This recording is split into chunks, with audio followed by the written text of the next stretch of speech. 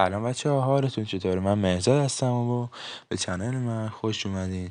بچه‌ها تو این ویدیو میخوام پمپ هیدرولیک و موتور و اینا رو بشورم با کمک بنزین. پارت دوم میشه گفت از ویدیویی که دیشب گذاشتم. این پارت دومه. چون طولانی بود شورت ویدیو نتونستم بذارم، 13 دقیقه ویدیو بود، ولی سرعت ویدیو رو همونجوری که میبینید تا جایی میشد زیادش کردم که حوصله شما و حوصله من سر نره. بچه ها با بنزین میریزیم روش، با مسواک یا هر چیز فرچه مانندی میکشیم و چربیا رو میکنیم و آخرم با پارچه خشک میکنیم بنزینا رو.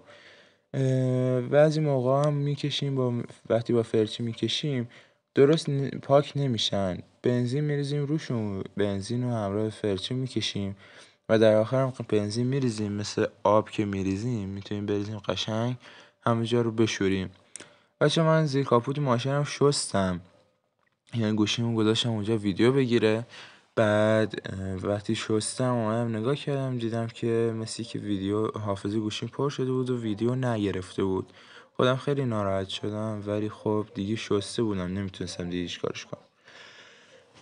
بچه اگه میخوایم زیر کاپوت ماشین رو بشورین، باتری رو بردارین که جای اتصالی نکنه، داخل سوکت موکت هم آب نره که اتصالی پیش نیاد. و اگه آبم رفت بذارین بهش زمان بدین تا همه جاش خشک بشه، همه آبا خشک بشن. من الان ماشینم چون باتری روش نیست و ECU اینا نداره گذاشتم که قشنگ خشک بشه، در کاپوتش هم نبستم، گذاشتم هوا بخوره.